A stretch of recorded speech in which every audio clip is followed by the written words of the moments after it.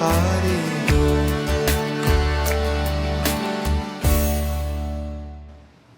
Everybody okay?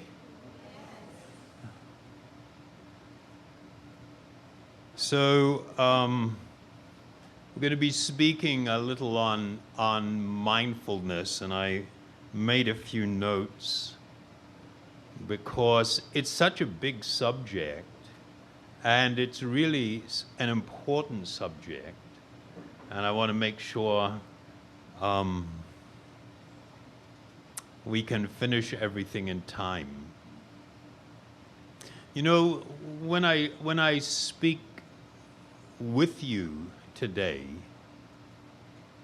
it kind of feels uncomfortable sitting in this chair up here. I might fall off.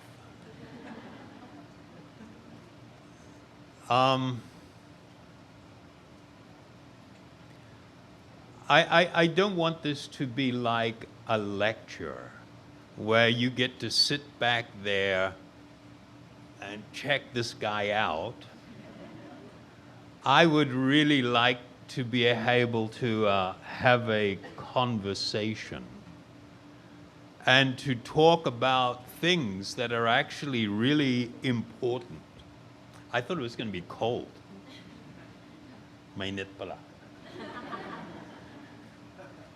So these things are very important because everybody is motivated to seek happiness. Or no? You don't want to be happy? Huh? Take it or leave it, or what? No, everybody's highly motivated. Everybody is really making extreme efforts. Everything that you see around you is meant to be for the purpose of producing happiness. Did you know that? Or you? That's why everybody's doing everything. And the big problem is what? Nobody is actually happy. I'm the bummer guy, okay? This is reality world. Nobody is finding the deep happiness that we really desire. And the amount of effort, you know, just the amount of effort that went into building Bonifacio global city is monumental. And all the activity, and this is just like one place. This is like a small, tiny piece of something infinitely bigger. So everybody is seeking happiness. We all experience this difficulty in not really being able to find the happiness that we seek. And there is actually a very simple reason why we are having such difficulty. In fact, there is a very simple reason why we will always fail, because ultimately we're looking in the wrong place.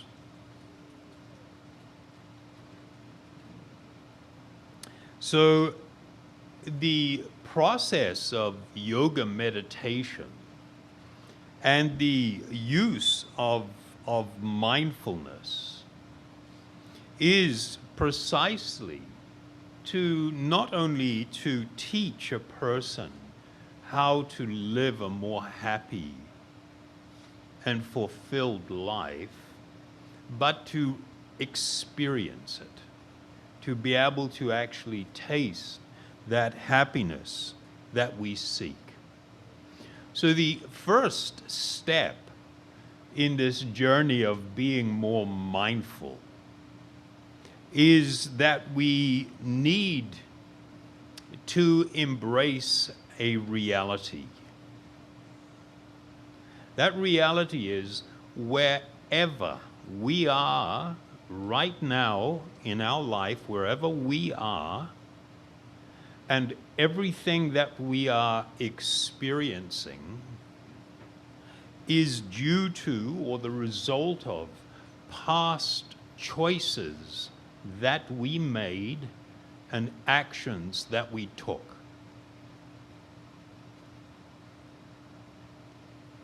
Before saying that, if I had asked you to honestly, in addressing yourself honestly, how fulfilled and happy are you?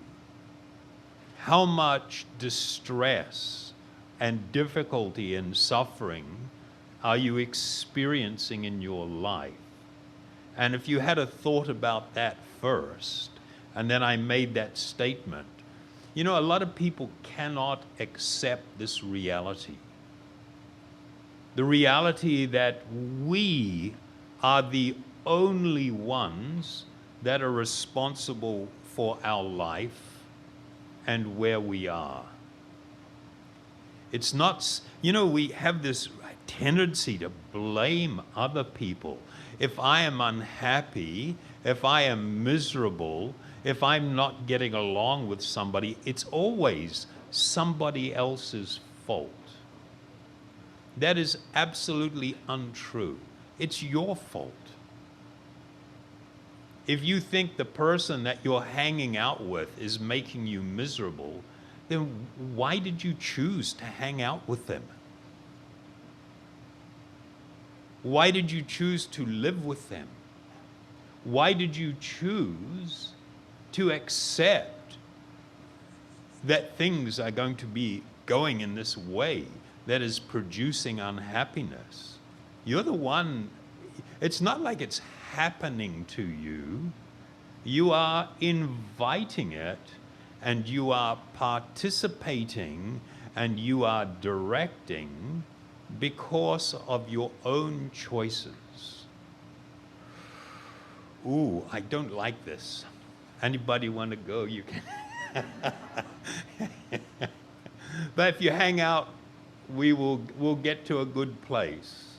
But it's kind of like, you know, a lot of people, when they get sick, they don't want to go to the doctor. They're afraid that if they go to the doctor will tell them that there's something wrong with their body. And they foolishly think, if I don't go, maybe I'll be okay. That's just like childish. There is a great need to recognize the things that are wrong in our life.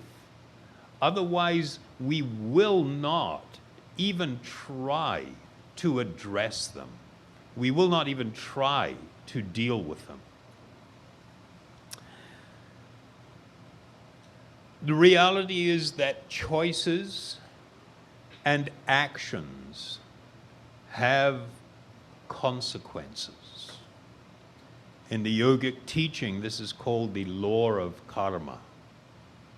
You know, in the world, many people think when they hear this word karma, that it refers to when you do something bad, for instance, something bad comes to you, the thing that comes to you is the karma. No, the thing that you are doing is the karma.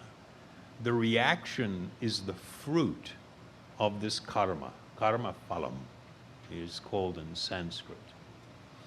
But the reality is that there are very stringent laws of material nature in play. And one of them is this law of karma. As you sow, so ye shall reap. And quite often, so ye shall weep. So, if we can embrace that, then what it means is that in this truth lies the possibility for actual freedom. Freedom lies in accepting responsibility for our choices and for our actions, and learning from that and learning how to make good choices and how to act in a way that brings a much more desirable outcome. You know, sometimes people think, oh, it's kind of like parang walang suerte. I don't have any luck in my life. That's why things aren't going my way. No, that's not actually very smart to look at it. Everything is happening because of your own desire and your own choices. And sometimes you have done things so long ago, you don't even remember. You can't even connect the dots as to how my current situation is because of things that I have previously done. Just shifting the focus here a little bit. I'd use the word freedom. Freedom in relation to our freedom to make choices, our freedom to act. That we all have. It's a characteristic of who we are. But what many of us have failed to actually be aware of, that over time we have become so conditioned to our situation in life, we do not see that literally we are like imprisoned. We are often controlled by so many sort of like negative type emotions and feelings. And a really good one is anger. Although maybe no need to talk to you guys about anger, Diba. You don't get angry, right? Huh?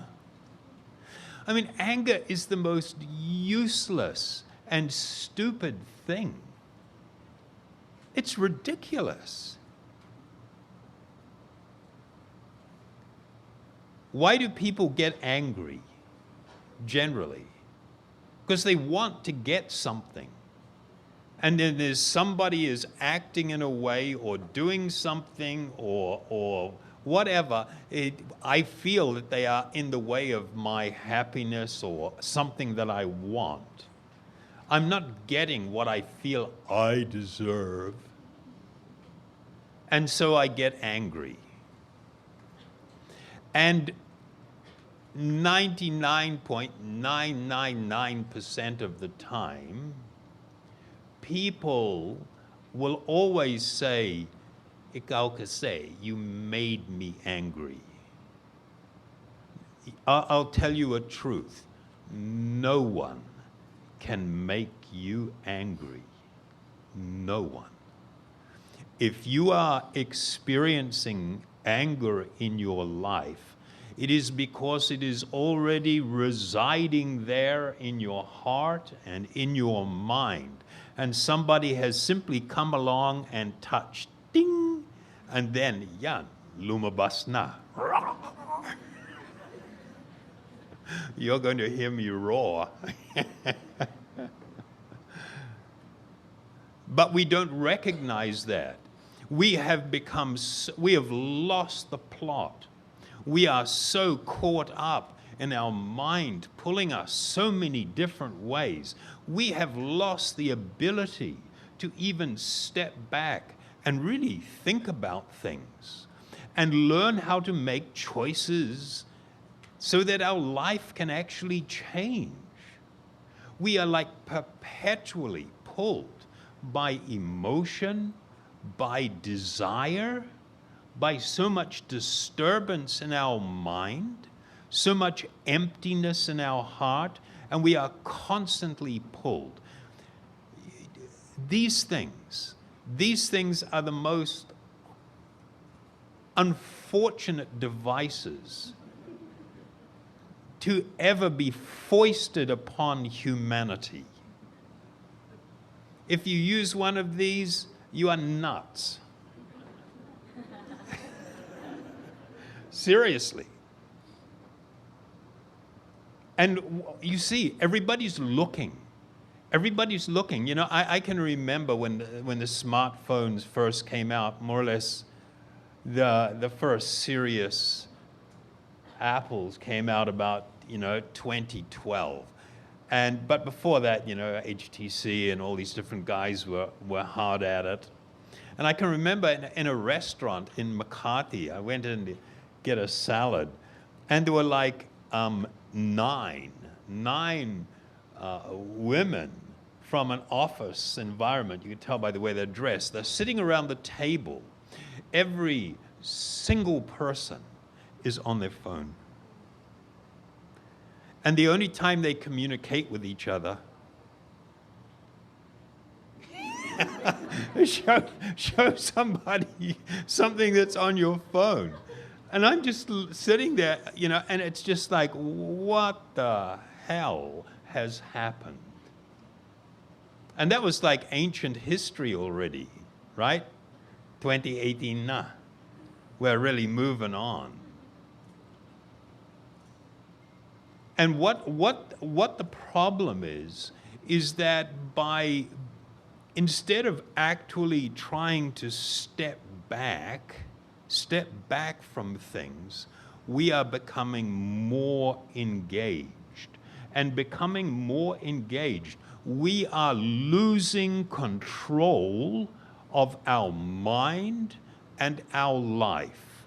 Whatever is being fed to us, this is what's occupying. We are not even often determining what we're going to be thinking about, where we are going to be actually focused in relation to something very significant in our life. We are just getting pulled along. We are swept along with all this different emotion and desire and clutter. No wonder we're not happy. How can you ever find happiness being enslaved by your mind? It's not even a possibility. In the yoga system, you'll find that all the different paths of yoga, they have a really unique focus on the mind. And there is this understanding. It is stated in the Bhagavad Gita that the mind can be one's greatest friend or one's greatest enemy. Now that's not even on our horizon. We are so invested in our mind, whatever's going on in there, we take utterly seriously. We are fully embracing our mind, lying down with it.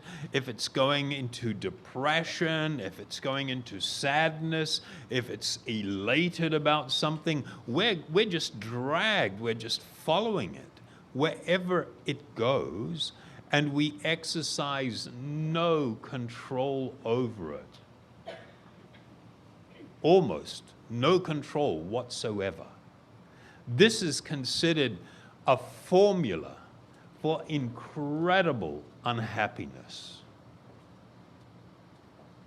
If one is simply fully invested in their mind and enslaved by desire and whatever's going on there, there is no possibility that you will attain happiness. So the practice of mindfulness, one of the early practices of it is to try and help people realize that just because your mind may be experiencing some great emotion, whether it's positive or whether it's negative, but more especially if it's negative, you do not have to follow it.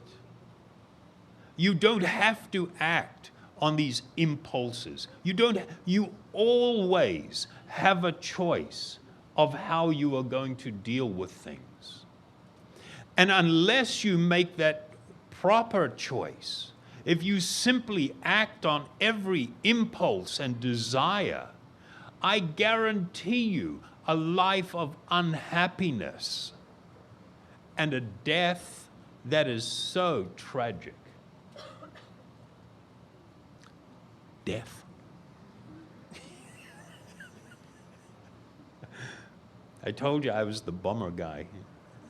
No, we seek, our desire is that each one of you actually come to a position of happiness and a position of freedom.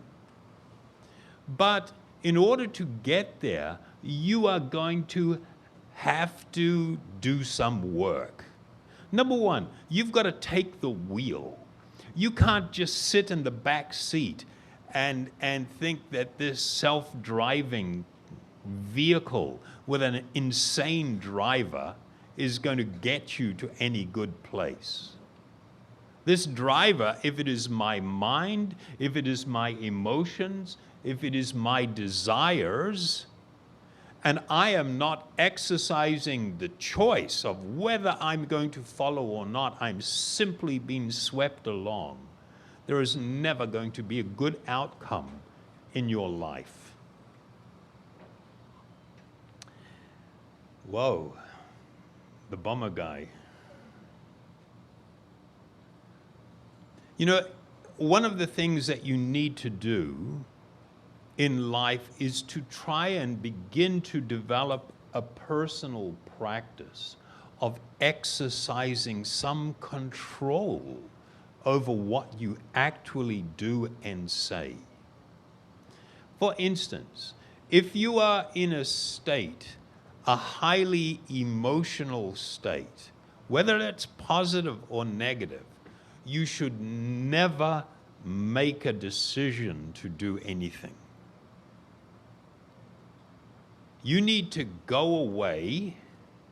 You need to hit the pause button and step back. You need to go and do some meditation like we did with the Gauranga meditation, or some pranayama, or some count to 100. I don't care what you do. Get out and walk.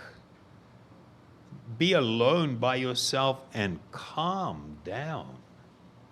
And once you have attained some state of stability, now you must begin to think, how should I react? And you should be driving how you react, not your emotions, not your mind. Your emotions and mind are not going to act in your best interest. They're going to have you do things that you will suffer for and other people will suffer for. If you want to live a life where your suffering is minimized and you cause little or no suffering to others, you got to get a grip. You need to take charge of your mind and your emotions. And I'm not saying it's not possible to artificially be all mellow and calm. That's ridiculous. You're not going to do that artificially. That is a product of very conscious and careful living. But the first thing you must do is realize that there are so many negative feelings: hatred, anger, jealousy, envy, fear, not feeling worthy of things. There are so many things that actually imprison us and control our lives and control how we act and how we think and what we do, and produce these unfortunate consequences. And so beginning to take control means, first and foremost, If you feel angry, if you feel upset, if you feel fearful, if you feel, any, particularly the negative emotions, don't make a decision. Do not begin talking and saying things. Shut your mouth. Go sit in the closet. If you want to slam the door on the bathroom, that's fine. Go sit in there. And calm down. Calm down. By beginning to engage in these practices, you will begin the most foundational thing that you can do that leads to enlightenment. Enlightenment, what's this guy talking about? What is enlightenment?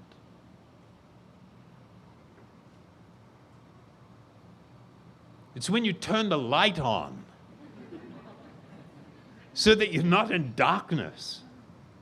If you're in darkness, you're going to be stumbling around, falling over furniture, stubbing your toes, falling off the balcony from the 8th floor.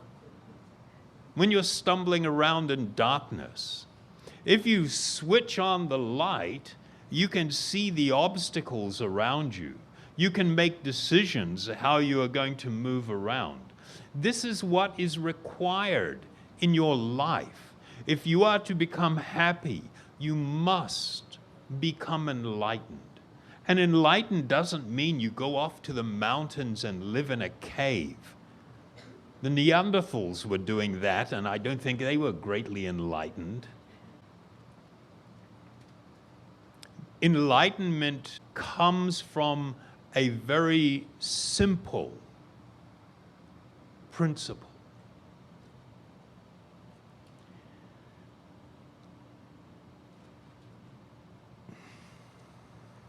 I'll just read something.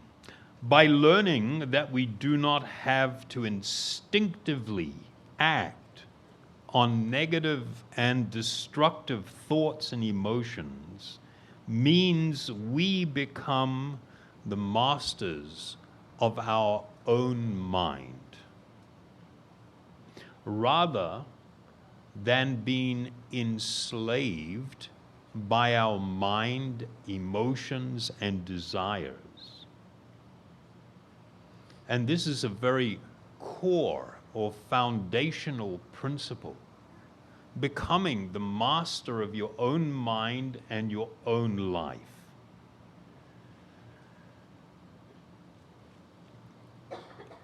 It is so critically important that we learn that even when we are in the middle of a destructive experience in our life, where our emotions are getting the best of us, where we're caught up in tremendous suffering or confusion and everything, you don't have to make any decision at that time. You don't have to say anything. You don't have to do anything. Find a calm place. And then learn. Now it is up to you to decide how you are going to deal with things. And you can make a decision. If I think I want to take this action or I want to say that, I should ask myself, is this going to help me? Is it actually going to help me? Or is it going to make things worse? Is this going to help anybody else? Or is it going to make relationships or things worse? You know, one of the most stupid things that we do, I mean, it's just like, I can say stupid because I've been there. When people fight, okay? When people fight, when somebody says something that you don't like and it hurts you or is critical of you, what's the normal response? Oh, ikaw.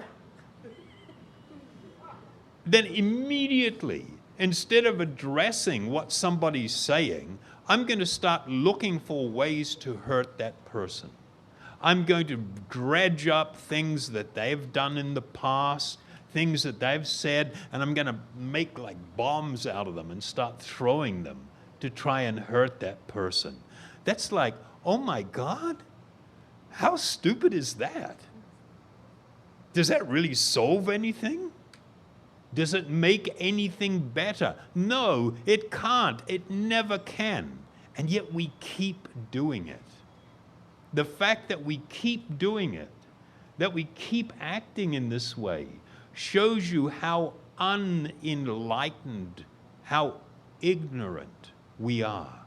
Because the actions that we are taking can only produce unhappiness for us and others. It can never make my life better.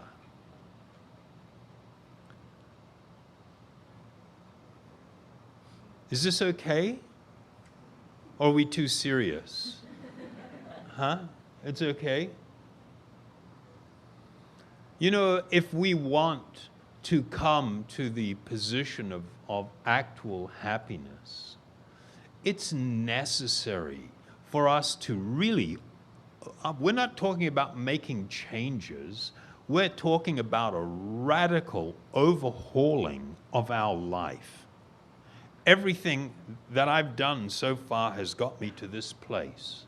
And if this place in my life means I cannot make good decisions, I am enslaved by my emotions and desires in my mind, I'm going the wrong direction. And little fine-tuning, a little alteration of this direction is not going to help. We need a radical change in how we are living. We need a radical change in how we are dealing with others. We need a radical change in how I look at myself and how I am looking at the world around me. And that change must be a spiritual change. It must be a spiritual change. Because any material change is not going to make any difference. I can get more money, I can get more stuff, I can get more experiences, I can build more relationships, I can do all the things that I've been doing, and none of it is going to bring me what I am really seeking.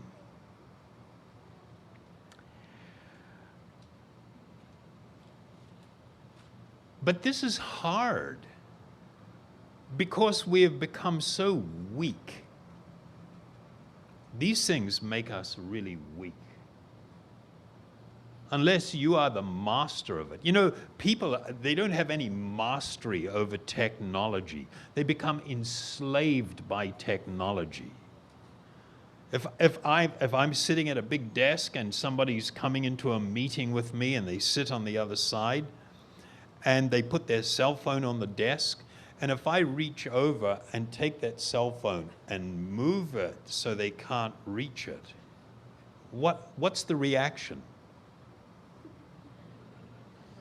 Bakit ganyan? Ano ba yan? I'm stressed. I'm utterly stressed. Just because somebody moved this ridiculous thing a few inches, I'm flipping out already. Sino ka ba? You know, I don't know how to react. And then it vibrates, because I'm so polite, I put it on silent mode, right? And it vibrates. And I'm like, I'm trying to talk, but my mind is there. My heart is there. Oh, ano yan? Sino yan? And I'm trying to engage in a conversation, but I'm pulled. Like massively pulled, right or not? You should try this as an experiment with somebody. With your friend. Don't tell them that you're going to do it. Just do it and watch the reaction. It's like you've become split in two. Somebody's tearing you apart just because you moved an electronic device.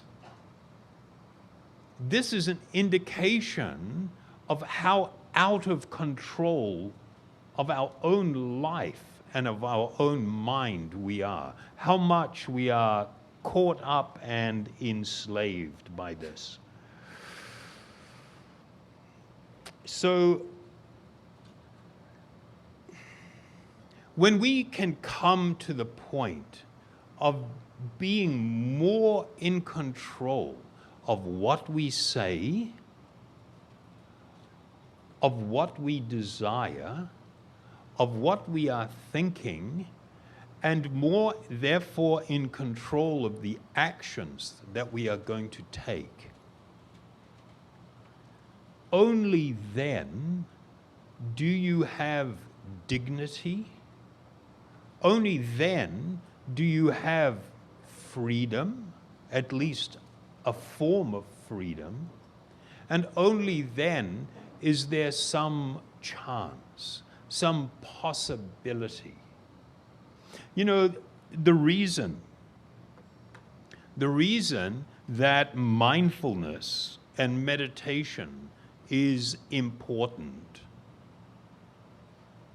the reason that I can say it becomes like a threshold or a foundation for really living an enlightened life is for a really simple reason.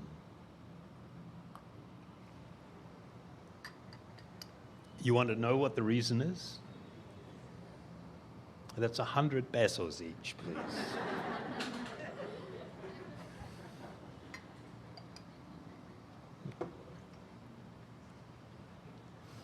One of the things that you are meant to learn, and in fact the most important thing that you will discover by trying to engage in mindfulness, is that your mind is not you.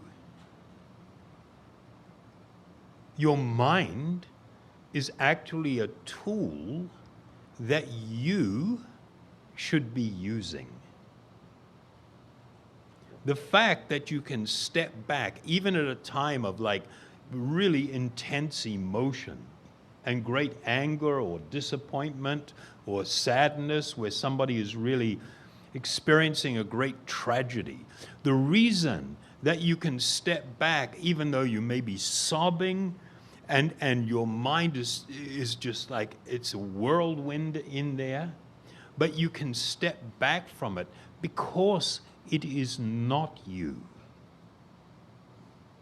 This is the beginning of a monumentally important and deeply personal discovery. Okay.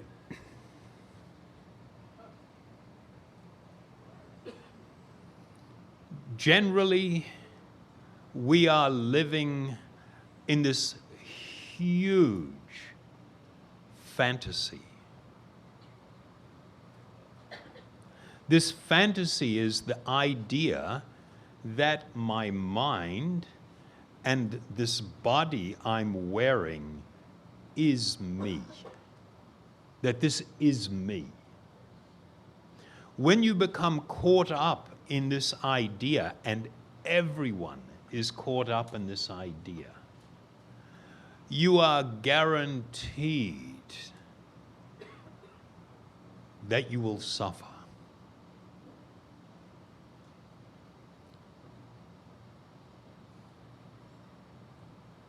We are so invested in this false idea that the body I'm wearing around is me, that I tie my search for happiness, my desire for love, to both love and to be loved. I tie my quest for these things that are deeply important simply to this vehicle that I'm wearing around. And this is categorized in the yoga system as being the foundation of all ignorance and all suffering. You know, there's a little formula. Even the Buddhists use it. It's kind of cool. Ignorance equals pain or suffering. In your life, if you are overwhelmed by pain, if you are overwhelmed by suffering, it is because you have taken something to be true that is not actually true. The foundation of all spiritual teaching, well, let me go the other way. You know, everybody kind of accepts materialism is not good, right? More or less. It's not good. Hindi maganda yan. Right? Okay, what is materialism? Well, thinking that buying things and that's going to make me happy, you know, having more property or, you know, this is, no, not exactly. That kind of follows on from it. And most people accept the idea that, you know, if we were more spiritual, the world would be better, right? People, more or less, they accept that. What is the foundation of materialism? The foundation of materialism is this notion or idea that this body is me. Or the notion and idea that the mind is me. And I become so incredibly invested in my body and mind, I forget all about my true spiritual existence. They give an example in the Vedas. It's like some rich guy, he's got this beautiful bird that he's got in a golden cage. And he thinks the cage is just like so extraordinary. I mean, it's really like filigree work and some precious gems in it, and he's taking care of it, keeping it clean, displaying it. He's so invested in the cage, he forgets about the bird. And the bird is wasting away. You can provide unlimited amounts of experience and stimulation for your body, but it does not touch you in your heart of hearts. It does not fulfill you. You can get involved in what I'm going to call materialistic relationships and everything. You can have a romantic or a really hot relationship and still be there, even with another person in the bed, feeling all alone. Experiencing being actually all alone. We can surround ourselves with other people and other things and still experience a form of loneliness. We live in a time when there is almost no focus at all on our spiritual existence, who we actually are. And there is this obsession and total focus with the body. You know, 15 years ago, if you were traveling or you were in Makati or somewhere, and somebody was standing near you and they said, excuse me, Paul, can you take a picture of me, please? Okay. And they take a picture. And then you give them back the camera. Then they go to the next person. Excuse me, Paul, can you take me a picture? You know, and they did it like with 10 people. That was considered like weird. A person who did that is like, there's something really wrong with them. Whoa.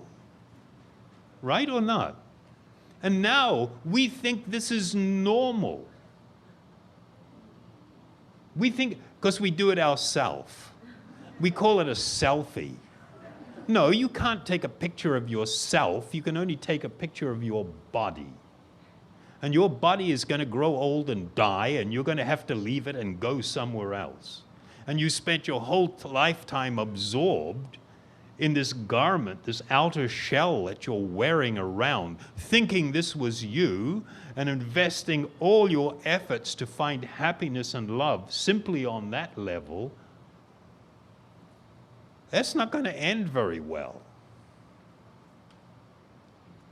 To become enlightened means to come to gradually understand who I actually am in the core of my being.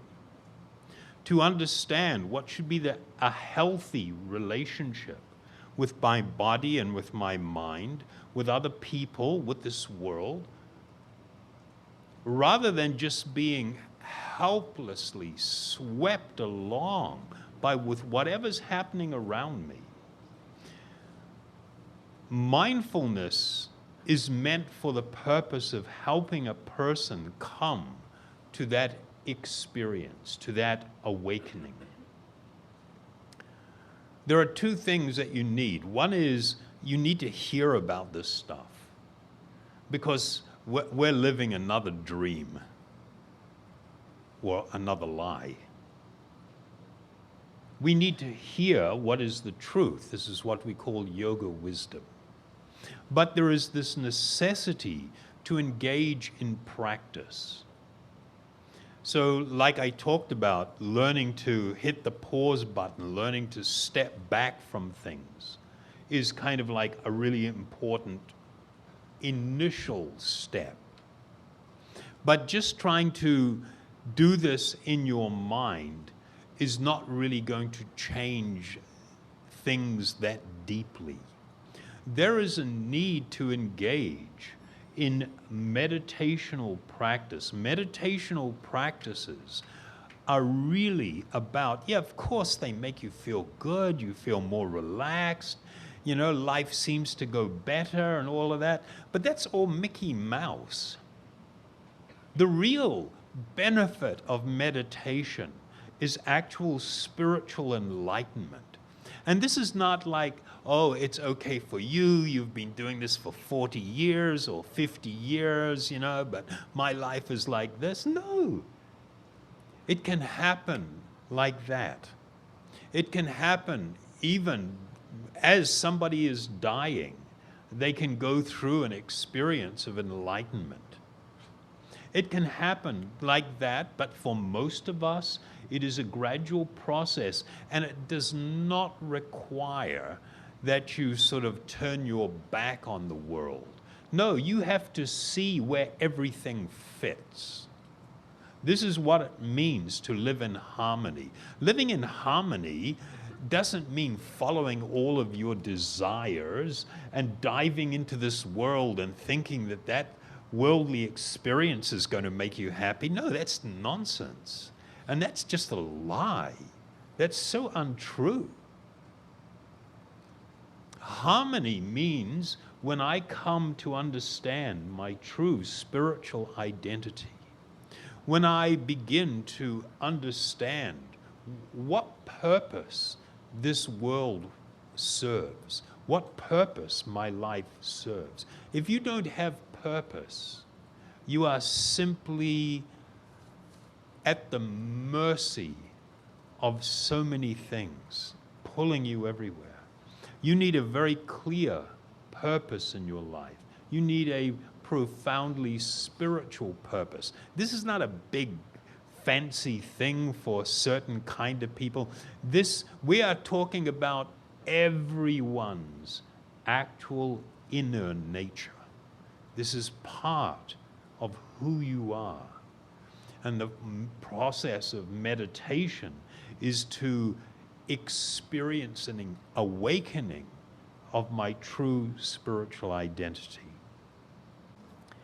So what I'd like to do is we'll do one of these meditations, and what I'd like you to do is when we do this, don't worry about anything, don't think about anything.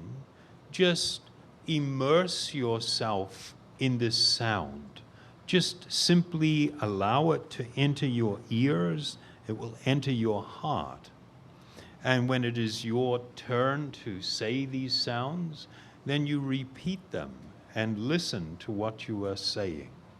And simply by doing that, if this is authentic mantra or spiritual sound, it will begin to clean away all of the conditioning, all of the false ideas we have come to adopt in our life.